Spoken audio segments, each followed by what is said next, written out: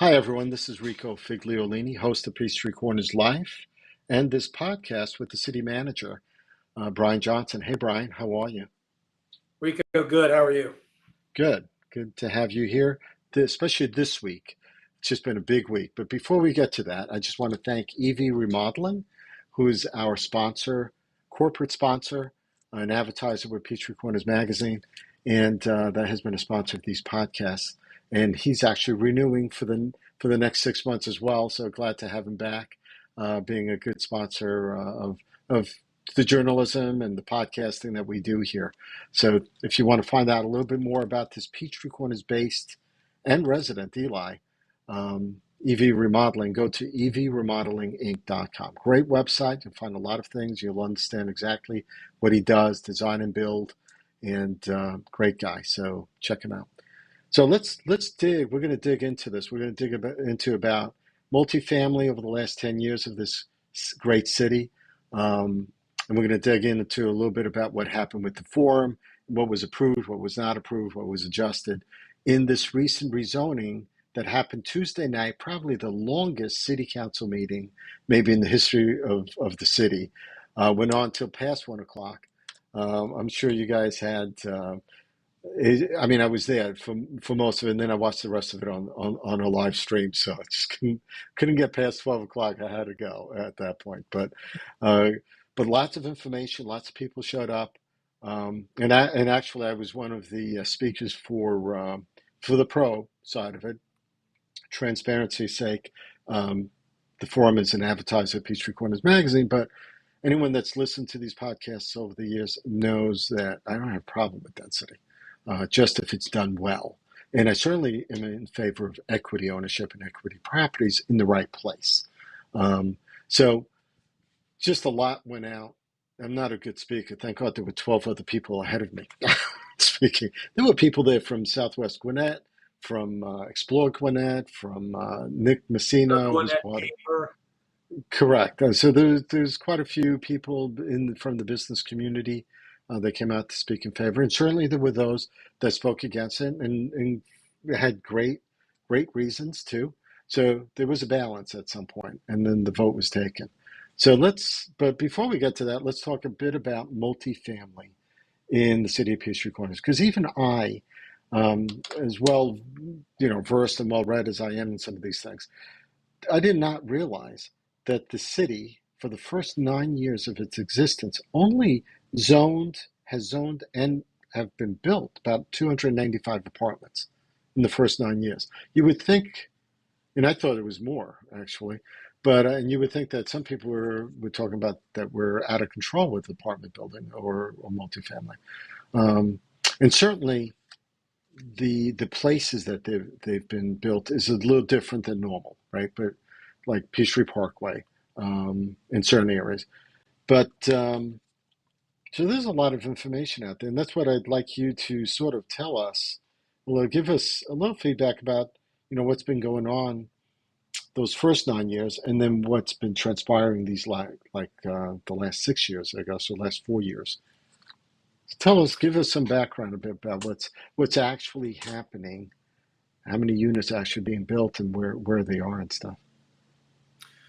So it is important probably to understand that if you look at a map of Peachtree Corners, you can, to a degree, divide it in half as it relates to multifamily. And that when we talk about how much multifamily we have in the city, a lot, almost all of it, is in the south part of the city, built back when Tech Park was kind of really, taking off. Mm-hmm. And there was a, lot of garden style, large apartment complexes, 600 unit apartment complexes built in a very, compressed area of the city. And so we do have a lot of apartments that are in the 40-year-old range Mm-hmm. that were built isolated or just around each other. There's no mix of uses at all. It's just Right. one apartment complex after the other. Right. And that was the way it was done at the time. can't go back, but we do have, so, as far as numbers, it is important to note that, we do have a lot there. But when you look at the north half of the city, much like always happens with everything, growth is going outward, Hmm. and we're in the north of Atlanta. So in our case, it's going north. So the south part of Right. the city kind of got developed first. It was that original phase to support Tech Park. And then you moved up farther north and, you started to get more subdivisions built, the large, 800 plus ones like Peachtree Station and, Hmm. start getting into the Neely Farm, Amberfield, Riverfield, Wellington Lake. I mean, some of these planned subdivisions, but that's important to know because what we're seeing of late on apartment demand tends to be focused in the north part of the city. And so in the first 9 years of the city's existence, there had only been one rental project that had been approved and built, and that was Cortland, and that was exactly Right. 295 units. So that was the first one, And that was the but one on Peachtree Industrial Boulevard at the edge of correct. Technology Park, or that side of That's Technology correct. Park. Yeah, and it actually officially is inside the confines of what is Tech Park Tech Atlanta. Park. Hmm. So that was in the first 9 years. Now, what we've seen over the last year is the housing demand, as we all know, has picked up dramatically. And it is picked up dramatically because of a number of reasons. We started to see them, and we're going to see it anyway as Peachtree Corners becomes more dense. And it is inevitable as Metro Atlanta grows, it will grow into the outer rings. It'll continue to Hmm. grow out and up. And so we are seeing that, more and more requests for residential units of all types, even Hmm. though we don't really have many more opportunities for there to be large subdivisions of single family detached houses. Right. Even the demand for that is such that you get some subdivisions like Riverview that were built initially quite a while ago, and the lots are Hmm. oftentimes acre lots. And there are people who are going in there and buying the lot with a perfectly good house, maybe a little bit older as far as ranch style single story, but they'll Hmm. demo the house and they'll build a new one because they want to have a single family detached house in Peachtree Corners because they like the area where you have Right. good proximity to downtown, but not so far away that there's a commute. So anyway, Yeah. started to see the demand pick up with COVID, and we started to see it more than just the normal pressure we would feel as the city is inevitably going to get more dense. COVID accelerated that because all of a sudden companies were allowing more people to work from home. Hmm. And as a result, people who had been forced, we can say take NCR, be a good example. They used to be out here and they decided to move down to Midtown a number of years ago. And then the employees that lived up here, Peachtree Corners, Norcross area, all of a sudden found themselves having to commute to downtown, and they didn't like the hour-long commute each way. So Hmm. they moved closer to downtown. But then all of a sudden, COVID hit. Companies like NCR started to say, all right, you're not going to have to come in every day. Maybe you're only going to have to come in 1 or 2 days a week. And then people were like, I would rather move back out to the Sure. suburbs where I can get more house, bigger yard, uh, you know, potentially a higher quality of life if you kind of want a little bit of space. Hmm. And I can deal with an hour long commute if I only have to do it 1 or 2 days a week. Whereas the other 5 or 6 days of the week, I get to enjoy not living in Midtown. Hmm. So we started to see a lot more of that here. And that pressure resulted in there being a string in very close, proximity to each other of a lot of multifamily coming in at one time. And so within the last year, I believe prior to the vote on the form in the town center, prior to that, council had approved 939 apartment units and denied 526 within, the last probably 9 months, mostly prior to Tuesday Right. nights Right. zoning. And one last thing is in the same 10-year time period. So prior to Tuesday night, in the first 10 years of the city's existence, Hmm. the city had up to Tuesday night approved 1,234 apartments. So 1,234 apartments, denied 526, and approved 1,049 equity products in the first 10 years of the city's existence prior to Tuesday night. So that's a lot different than I think what some people realize is, and quite frankly, I mean, all those apartments aren't built yet. They're not all of a sudden going to show up one day, plop down, and they're there. It takes time to build these things. They'll be here over a period of time. Even the form multifamily is going to take, if I understand correctly, 2 to 4 years uh, before they're totally out of the ground. And the property on Town Center could take 4 years before that's built. Although is there a sunset? There was a sunset rule, I think, on that, wasn't there? Yeah, on the town center side, 2026, they have to get Okay, their, building permit. So they could wait until then to start. But yes, you are probably looking at 5 to 6 years before the apartment complexes on both sides that were approved are right, actually built and occupied. right. And and I think what people also have to realize too, and we were discussing this before, um, that even aside from multifamily rentals, people, I don't know what people are worried about. You hear some people worry about the transience of people coming into apartments, not caring about the property and stuff. We talked about how all the apartments that are currently built in the city of Peachtree Corners are garden apartments, essentially. They're not the type of apartments, for example, the Forum will be having. They're closed, low, mid-rise apartment complexes, elevators. They're located in a vibrant, or hopefully vibrant, will be vibrant, mixed use property versus apartment after apartment after apartment row that you see on Holcomb Bridge Road and on parts of Medlock Bridge Road and Peachtree Corner Circle that were built out, like you said, 40 years ago for the most part. And some of them are being renovated currently.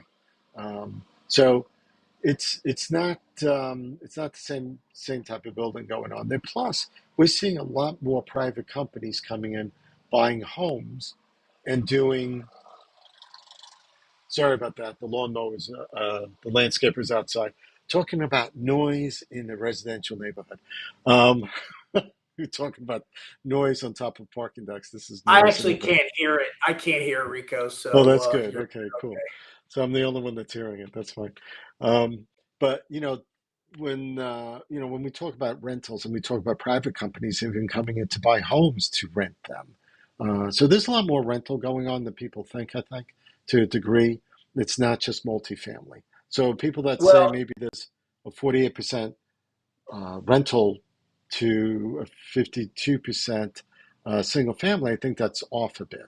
Don't know what the percentage is, um, right? I well, mean, it is important. You do bring up another important point on that, and that is when demand happens. Now, again, what to do with the demand is a political decision, a policy decision made by mayor and council. But when we started to see the demand really, really pick up, as it has with being in an urban or a metro area growing anyway, COVID, and then the housing demand in the country. I mean, there is a just massive housing demand, you know, nationwide. mhm, The housing demand can be, you know, will kind of act almost like water, and by that I mean it is going to find a way to have its demands met, much like mhm, water will find a way to go somewhere. You can't stop water. Right. You got to direct it. And if you don't direct it, water will find its own way. Mm-hmm. And housing That's demand does that a little bit as well. If there's not an outlet, now, the challenge is always to find the most, the best outlet, the most well thought outlet. But regardless, if it doesn't find an outlet, it will find its own. And so you start seeing things like single family detached houses that exist in subdivisions, covenant protected subdivisions, mm-hmm. will then be rented out. Somebody will move out of it, but they'll rent it out because the demand is so high, they can get more rent per Right. month than they could by, selling it and realizing the benefits of a sale. You have that, which is of Mm-hmm. concern. We don't want, you know, subdivisions, single family residential communities that were designed to be an ownership product to start having a lot of rental in there. You start having Right. things like brand new townhomes. We're already seeing the townhomes at the town center. A number of them have been purchased and then they're turned around and they're being rented Yeah, not because the surprising. rental demand is so high that they can get more than they could if they sold it. And then the one that was the most concerning for us is, even though it's against code and we can ultimately get it to stop, you started having that pad split phenomenon, which is an Right. app that'll allow a single family detached house to be split up into multiple tenants Mm-hmm. occupying a house like you or I live in. Mm-hmm. That is of huge concern. We also had interest in surrounding communities with the what is it called, the rental home subdivisions, where they were built specifically like a subdivision you and I live in, but all Right. the houses were built to be rental. So the demand Right. is there, and it'll find a way, and it is of concern Yeah. for really all cities. That's funny because that's like the typical what used to be like company towns where they would build the houses, they would rent to their employees. In fact, I think someone brought that up. I don't know if it was at that. I think it was at that meeting that brought it up and said, a company like Intuitive Robotics should have built their own housing for their employees versus other people building houses. I'm like, I mean, I can, and that's been done. I mean, it's Microsoft, I think, has a campus like that and stuff. But that's neither here nor there. But it the land has changed, quite frankly, right? I remember being on the Gwinnett County Planning Commission, and at the time in the '90s, with the commissioner at the time, we had this conversation of how the southern part of Gwinnett County is going to be urbanized over the next decade or two. And this is happening now. Slowly at the beginning, the economy also tanked in 2008, so it was a little different because had that not happened, I think we'd have seen more urbanization quicker. And had COVID not happened, we would have seen it not accelerate as much as it has. So yeah, I mean, all these things that we can't even figure out what's going to happen in the next 5 years, maybe. Um, but yeah, and lots of companies buying up property, single family homes, and renting. Yeah. So as a result, we Yeah. saw over inside of the last year, really about the last 9 months, we saw application after application start coming in. Now, again, of those applications, not all of them made it into the chute.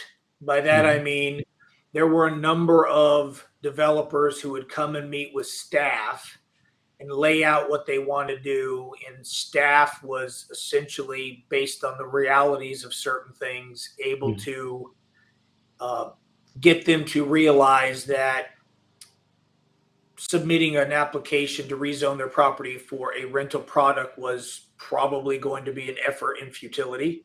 Mm-hmm. And so they would say, you know what, based on that, we're not even going to do it. So, staff has certainly, you know, killed a number of projects before they even became an application. Right. And then you had a number of them that said, we still want to go in. Mm-hmm. We still want to go through the process. We want our audience in front of city council, which they have a right to do. Mm-hmm. And, again, you are talking about, within the last 9 months, you had, let's see, you had 4 different projects approved for a Right. total of 939 apartments. And that's prior to Tuesday night. And then you Hmm. had 2 projects that were formally rejected, totaling 526 apartments. So Right. you had 939 approved and 526 denied. Of those who actually went all the way through the process, spent the money, Yeah. said, I hear what you say, Mr. City Manager, or Madam Community Development Director, about Hmm. odds, and it doesn't really fit this or that, but we hear you, and we're just going to Right. not even submit an application. We're going to move on to other stuff. We had lots of different locations, like the Hapag Lloyd building, Really. surf. So yeah, locations like that, certain open, underutilized surface parking lot areas where the owner would come and say, "Hey, Yeah. can we put a rental product here?" And Yeah. so HPAG, that's for what those has that don't. happened within the last 9 months prior to the forum is this crush coming in all at once. Some of them have been approved, some of them have been denied, but they all have individual reasons why they were approved or denied. It was not just a flip of the coin. It wasn't like, oh, I guess it's time. Each Right. one had a reason, both for council members to vote for or Hmm. against, but there was a rationale behind them. Interestingly enough, and we'll get into the forum now, maybe. Um, there were some people that were at the meeting that there was one person in particular that wanted it tabled and postponed for 120 days. But there were some people also that had suggested we should postpone this because we didn't even really know about it. And it's like, I don't understand. I mean, yes, people have their lives going on, and maybe I'm more invested or more um, know because I publish the magazine and stuff. Maybe I know more. But there were several public meetings for the forum. One was held by the United Peachtree Corners Civic Association. Then there was another meeting for the business community with Southwest Gwinnett Chamber, I believe, and there were, I believe, a few others, and they may have been. Was there even one with Amberfield, actually? Um, I'm not sure if there was one there, but there were several public meetings before the first reading at the city council a month ago, right? So there was enough publicity. I mean, I've been talking about it. It's been in the magazine. I know the city's put out stuff on Nextdoor and other places that this is. I mean, it's been talked about. So I think. Rico, this is not an uncommon, and it's not to say Yeah. that it's not accurate when it's the person Mhm. saying it, but it is Mhm. not an uncommon thing for somebody to say, I'm just hearing about this.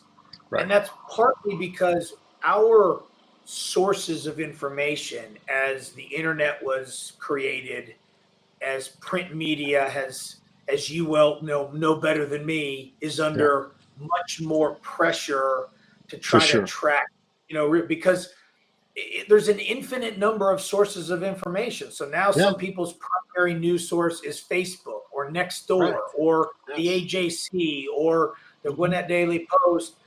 So the city tries to do the best it can. We required, and it's not a requirement by law, but we required the process to start.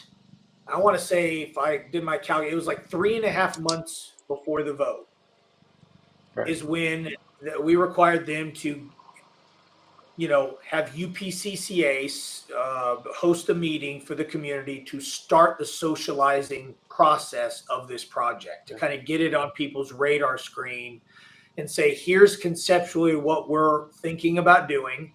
At the time, they hadn't even submitted an application yet. It was just like, look, we want to solicit your feedback. Tell us your Right. thoughts.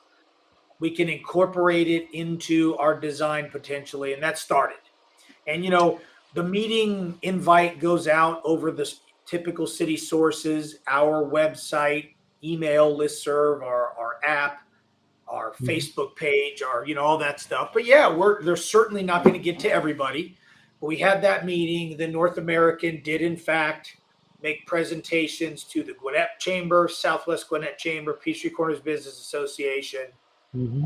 Uh, Tim Perry, their partner here, met with multiple groups, small groups, including some in the Amberfield, the direct community there. It Right, was stories in your magazine, the AJC, the Atlanta Business Chronicle, and the Gwinnett Daily Post. right.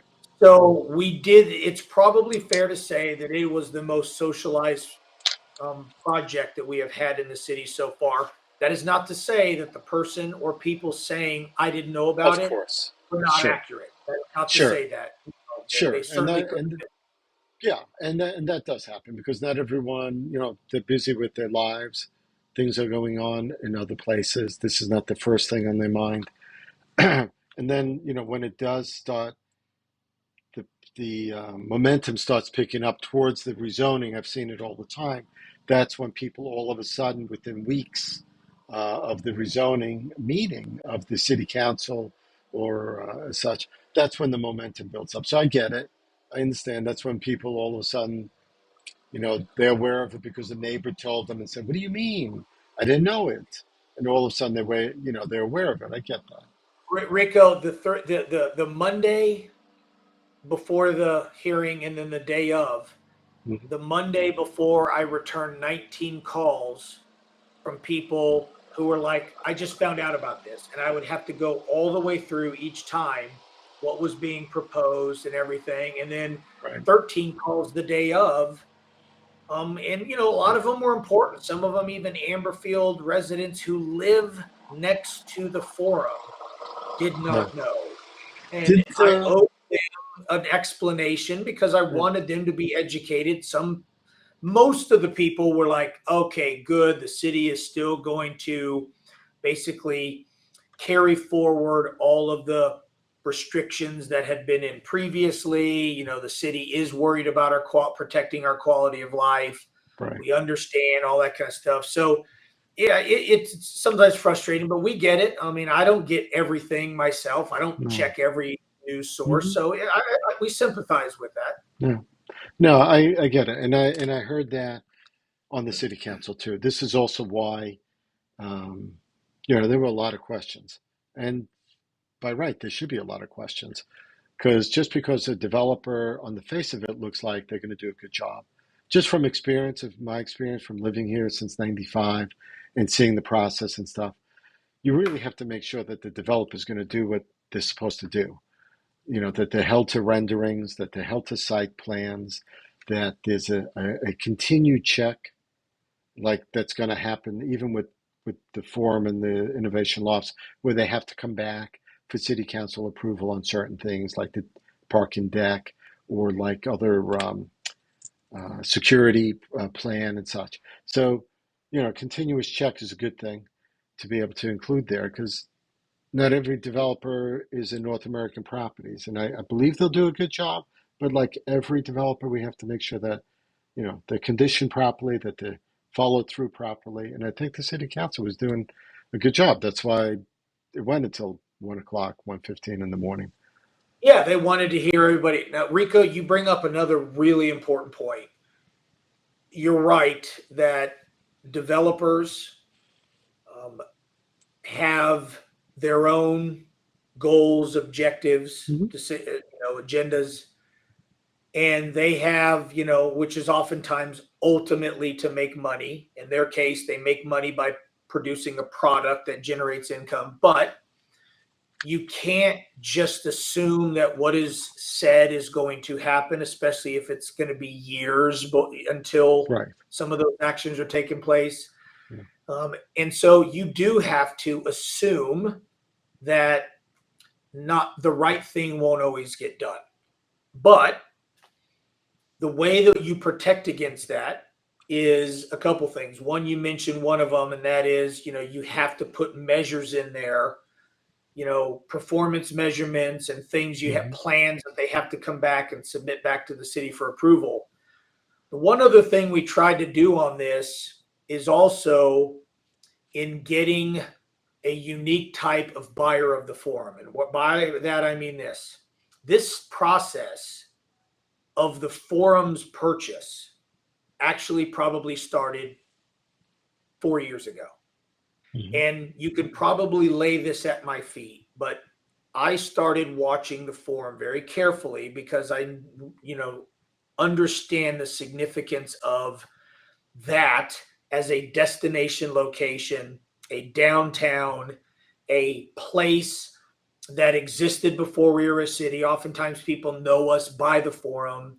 There are property values tied to the forum. Mhm. And then the city invested a lot of money across the street to create, call it another version of that, and then to tie it together with the Ped Bridge. And so I started watching the forum, and what I didn't like to see is I started to see an increase in vacancy. I started really getting to know the property, talking to the property management company to understand what was happening, why was space getting vacant, and why was it taking so long to get filled. And one thing that concerned me then was that the property was owned by a real estate investment trust out of Boston. And then that company, whose sole purpose is just to own a property that generates income for them, Mhm. and then they ended up employing the services of a property management company who gets paid through leases. And so the property management company tended to be held hostage by leases. They didn't want to either do anything to affect the current lease, even if it was going to improve the overall property. And Mhm. they were more interested in filling space than filling space with quality tenants. And so I started to learn this we started to aggressively as a city push them possible tenants that we had gone out and found, unique ones that would draw people. One example I'll use is the competitive socializing component called pickleball. Like Mhm. Top Golf, which is called competitive socializing. It's you get together and you can rent a bay and you get to eat and socialize while you've got this golf, Right. driving range with score. Well, they have one for pickleball, and there's Oh, two companies that do it in the country. One's local; it's called Pickle and Social, and there's one out of Kansas City called Chicken and Pickle. yeah, I've And it's heard. the same thing. Okay. You rent a pickleball court. You can have kind of your own music there, food, Mhm. drink. We actually got them interested in it and went to the forum and actually got the property management company. And we were like, look, they're interested in doing it. We would be like, what about in the underutilized parking lot by Trader Joe's? Mm. Didn't like it, although that wasn't great. We not sure about, we were a little bit worried about lights and Amberfield there, but that was one that we Right. were told can't do it because Trader Joe's controls that parking lot. They want a lot of parking, and if we end up doing anything there, we would have to renegotiate the lease and break the lease with Trader Joe's, and we don't want to do that. Mm. So, we're like, what about the Okay. one behind Home Goods? There's an underutilized one behind Home Goods, between Home Goods and Peachtree Parkway. Mhm. Another one, lease we don't want to do Right. anything. And so I started to understand there was a lot of that, a lot of tangled strings of leases that were controlling things. Yeah. And Yeah. there was not Mm. the same level of ownership in the project that we wanted to see. It was all shrugged like, So I started to become very concerned that in that model, one day we were going to wake up and there would be something like a Belk would have gone away, like the company Mm. declared that They, store to be one they're closing, and a Goodwill is there in its place because the property management company merely wants to fill it with a tenant, have a lease. That's how they get right. paid. And the investment company is like, look, maybe we can't get as much per month out of a Goodwill, not to pick on Goodwill, but Goodwill than Right. a Bell. But once that happens, a certain level of a standard of tenant is associated with anchor tenants of different levels. I mean, if And that it's hard to happened, pull everything else down. yeah, I mean, if that happened at the forum, more so than any other place, that would have had It would. tremendous So impact. Yeah. So ultimately, get to the point is we realize that Well, the model of an absentee owner mhm. and management company was not one that we felt was going to do what was as right for the community. They weren't going to care about the community as much because they truly were only about dollars. One was just Well, and regionally also, here managing, the other one was in Massachusetts. right, and also the management company is working on a budget, so they're stuck within a budget. There's no extra money going, and they have to work with the budget they have. And plus, if Belks went out because they had filed bankruptcy, what, a year or two That's ago, right. right? So if they were one of the stores that went out, because of that bankruptcy, that building would probably remain empty for a year or two. It would not be turned into anything. It would just remain empty for unless, because of negotiating of a bankruptcy, I could see it being just closed for 2 years before they decide that they would let the lease go or something. Um, so yeah, no, I see where you're going. Yeah, those are doomsday scenarios that while somebody may be like, oh, relax, that would have taken time, maybe. But what I didn't feel like the city could do was afford to wait and be reactive, because if Hmm. you wait too long, the momentum is such that you can't pull it back. And then you start factoring in things like, Johns Creek, and one of the partners of North American Properties that has since started his own company, Mark Toro, is going to be Hmm. doing something at State Bridge in 141. And so there's now going to even be more Mm. competition. And so it was like, we got to do something. So I basically said, all right, there are two ingredients that the forum does not have, one of which we might be able to influence, but the two ingredients, which is actually the ingredient that Avalon added to the forum was kind of ahead of its time. It was the first outdoor experience Right. retail establishment. And then Avalon took it to the next level and did that and added activation space, public activation space, and on-site residential. We couldn't do anything about the residential, but the Hmm. on-site activation space, after understanding the leases, realized that the middle parking lanes down the main boulevard were the only ones that were not tied to leases. So Right. those were ones that could be removed. And so I internally had my engineering department tell me, I said, if somebody ripped out the entire middle aisle and Hmm. made a linear park, could you park all of those places somewhere? Could traffic flow, you know, be maintained? And they came back and said yes.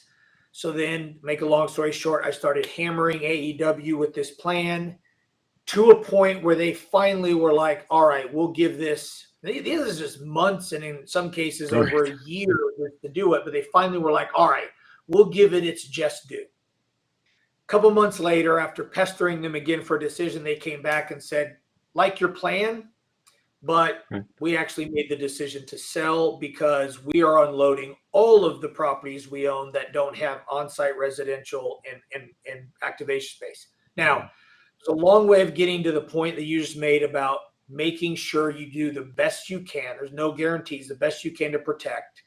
And that was in who bid on the Hmm. property.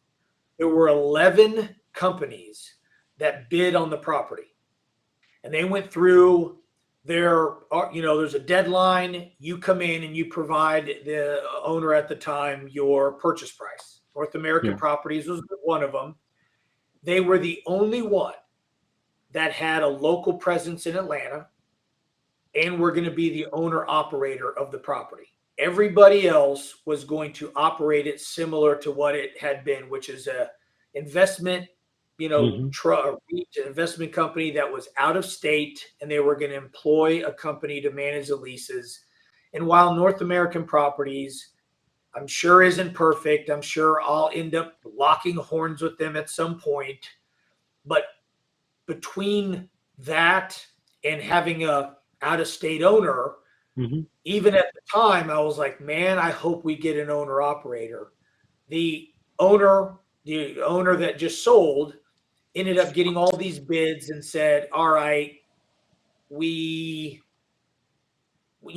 got it, but we're going to give all of you one more chance to give us your highest and best offer, which was a Right. way to try to squeeze a little bit more. And North American really wanted this because they felt like there was an opportunity, and they significantly, it was like more than $20 million more the second time than the first time because they Mm, really wanted in. And so when they got it, we were pretty excited because again, while they're, nobody's perfect and we aren't holding them up to be, you know, the second coming of developers, right, right. considering the alternative, considering their expertise in doing these kind of things, we feel pretty good about who it is. Now, what they do again is a political decision. The multifamily component came from them. That Hmm. city had nothing to do with it, but at least we feel like with the controls that we have in place, with it being an owner operator, we got the best chance for this to address what is now a 25% vacancy rate at the forum. There's 25. like Wow. 17, 18 I units think it's that are close. I vacant think it's right now. 19. Yeah, I think it's 19, 19. yeah, I mean, it is not in a great glide path, but I do think that we've caught it early enough to do some good. And so they bought into the plan of removing not completely all, but a majority of the middle Hmm. aisles and turning it into activation space. And obviously, they decided to come back with multifamily, but Yeah, that's how we got to this point. So again, the ingredients that they proposed to council, whether they were all necessary or not is a, decision outside of my pay grade. But right. at least on the Americans, sake, I do feel more comfortable with them than I would have any of these out of state owners. Yeah, I agree. Local owned is always best. I mean, Tim Perry actually lives in Johns Creek, so he's right up the road. He's the managing partner, right, of the business. Yep. Um, yeah, and I mean, anyone that's seen the renderings can't really. I mean, the only complaint I've heard is maybe, well, I have to park in the parking deck maybe to walk to the store. It's like, wow. Yes, little inconvenience maybe. It's just like it depends, right? I mean, if you were in a mall, if you went to North Point Mall, or you'd be parking outside and then walking into, God knows where you'd be parking because it's so big. And if you were at Gwinnett Place Mall back when, it was the same. And those malls are changing too, right? Gwinnett Place Mall got bought out by the county because no one else. Was that the one that was bought by the county? I think so, right? Yeah, no, Gwinnett So Place is, and I believe demolition started today, and they're adding like sorry. 1,900 rental units up Yes. there.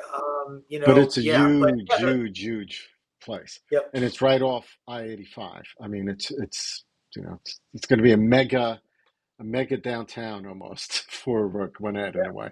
Um, yeah, and that was decades in the making, and God knows we're not looking to do that. Yes, 141's a state route. Yes, it runs up through the city of Peachtree Corners, but uh, you know, the homes that are here are not changing. The single family homes are not changing. I think the forum, I know there were a lot of people that were against the forum. So I moved here in 95. That got built in what, 2002, I think. There were a lot of people against it. I mean, the original conditions on the forum was like 23 pages of conditions or something. It was a tremendous amount, almost a ridiculous amount of conditions on it. But it turned out to be a great product at the beginning. Um, there may have yeah. been It a was short. ahead of its time.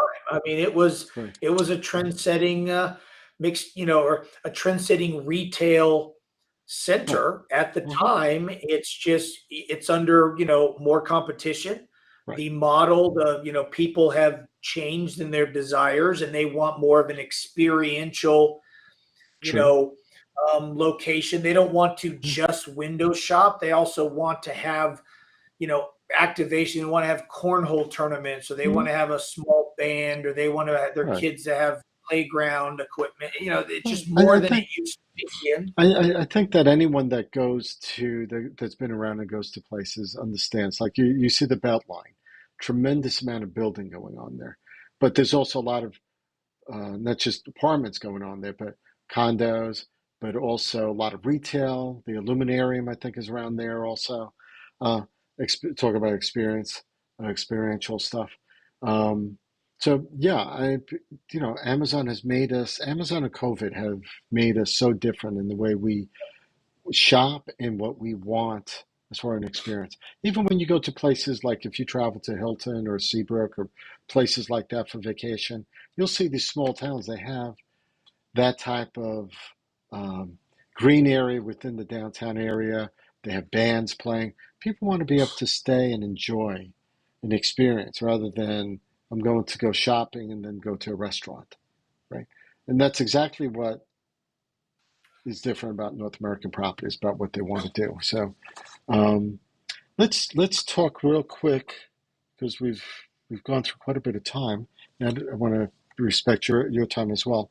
But there was some conditions that were changed or approved. I know that, for example, one of the conditions that were restricted was that the original request was for three drive-throughs for the property, and I think that was restricted to two. And the reason, if I remember correctly, that Tim Perry put out is that they wanted the ability, in case they need it, to invite a company, let's say Starbucks there, that a drive-through is mandatory. Now I don't know where they would put that on that property, um, but Well, and a when drive. asked, you're right. When asked, there Mhm. is nowhere to put it, and they don't have any plans to put one anywhere. So What why they would were they ask? saying is, look, if there is a restriction against any at all, Mhm. in the future, if we do have a user like Starbucks was used as an example, because officially Starbucks will no longer go into space that does not have a drive up capability, Right, period, right. full Hmm. stop. And so they were saying, don't, we'd like to not be limited in the future if something like that happens. Now it would require some demolition and some redoing of things because it can't go anywhere now. But they're like, we don't want to have to go through in a 4 month process to get in ultimately in front of city council to request that go away if we need Hmm. it. So that was why the ask was, and it was limited to two.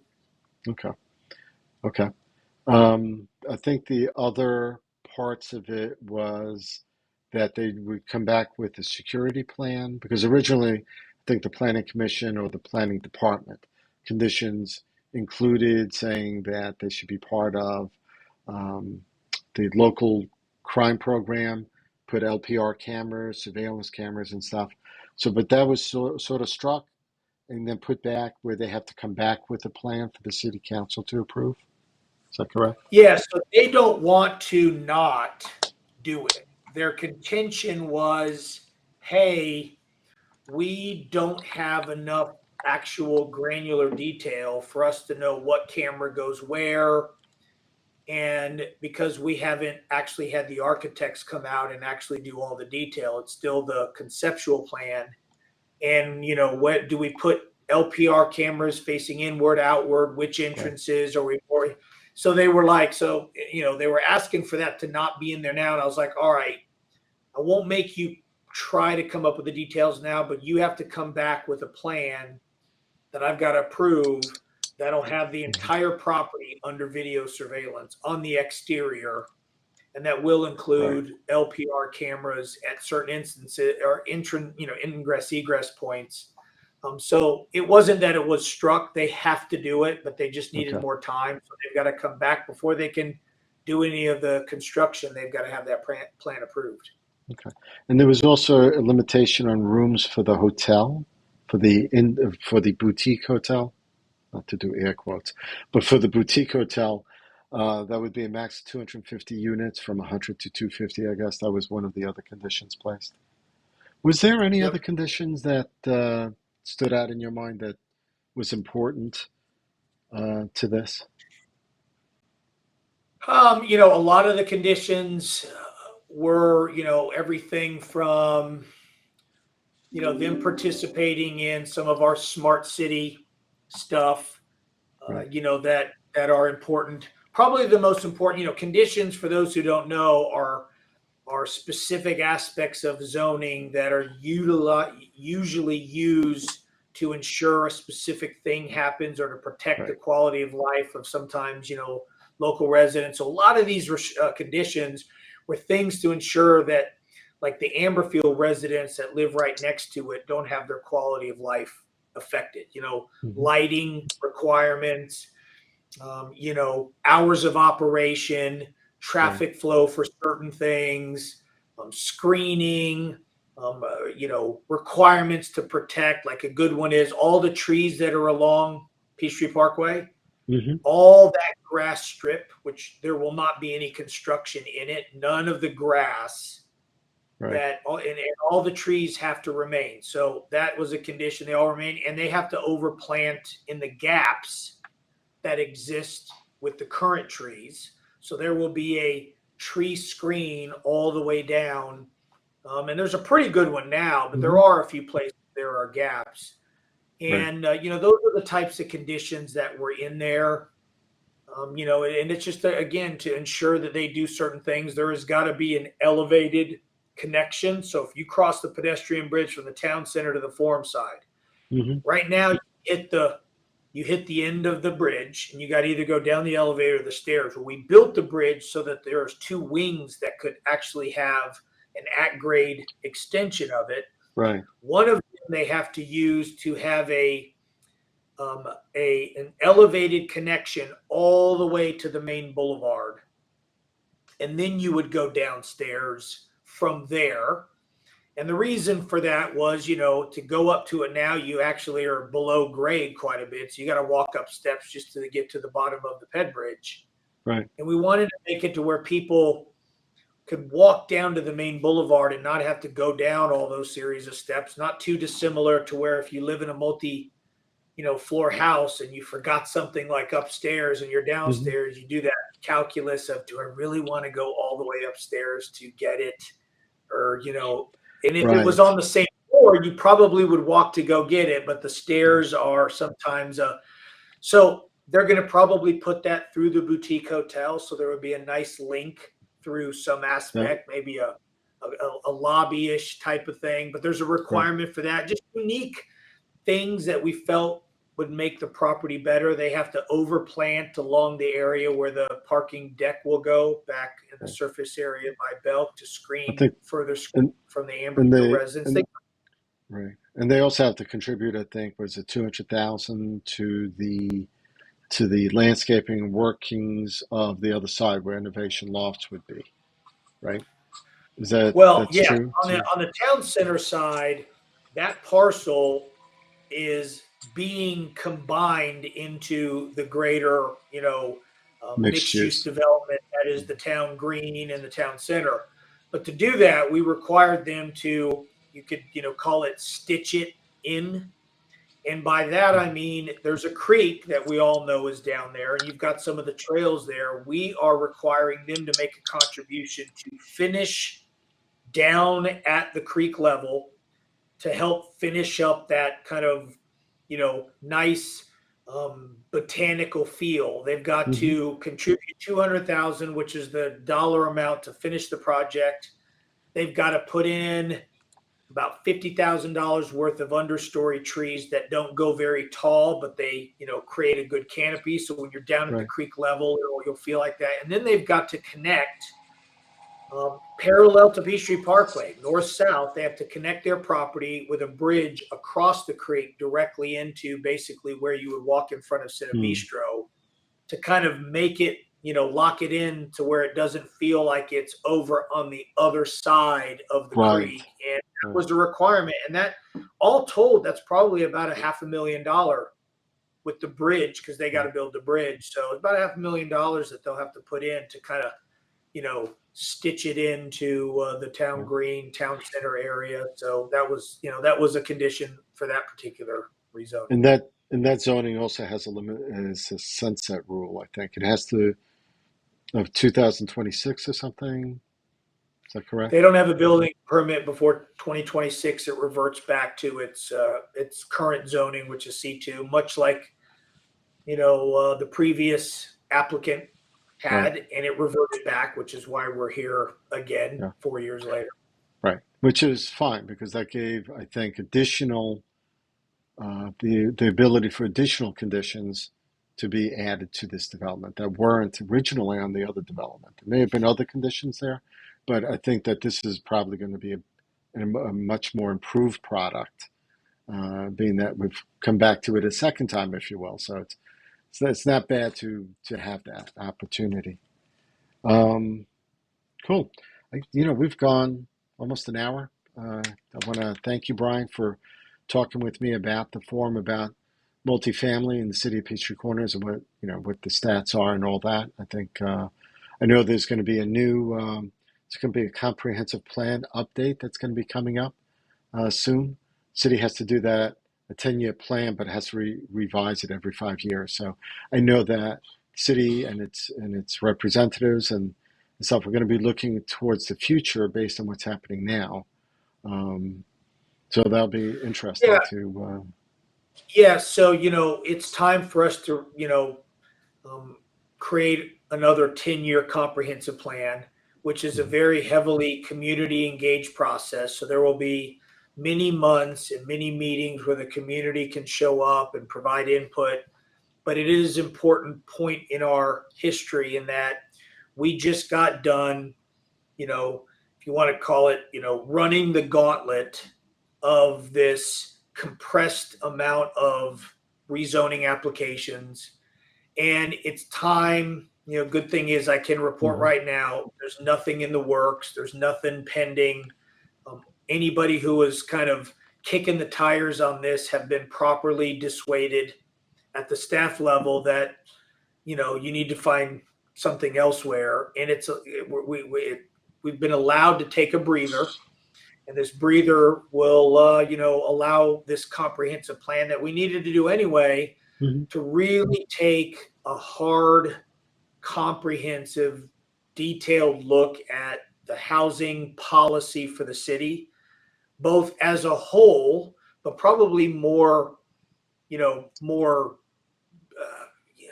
what do I want to say, more effective would be for us to break the city down into very unique areas and Mhm. specifically look at that. Like, what should our housing policy be a little bit different for any applications inside of Tech Park Atlanta, Right.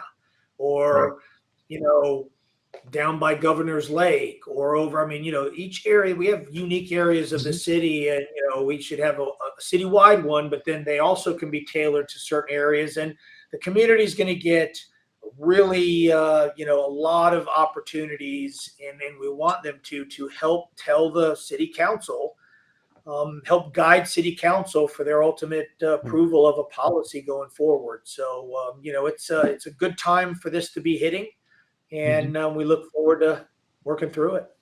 Cool. We'll be reporting on that a bit more as the months go by, as we get closer to that committee being set up and stuff. But in the meantime, Brian, thank you again. Appreciate the clarity, transparency of having this discussion every month with you. So thanks. Oh, thanks for having me, Rico. These are important topics. This Yeah, one for sure. is important, for obvious reasons. So, Yeah, difficult one. I'm not yeah, sure if there are right or wrong answers in some cases, but it's important to, yeah. you know, get as many facts out as we can. So, always appreciate the opportunity. Sure. Thank you, everyone. I appreciate you listening in. And if you need more information, go to livinginpeachtreecorners.com. Of course, go to the city's website. They do have a newsletter you can sign up for. You get more information there as we do. So feel free to sign up for our newsletter at livinginpeachtreecorners.com. Thank you again to EV Remodeling Inc. for being a sponsor of these podcasts.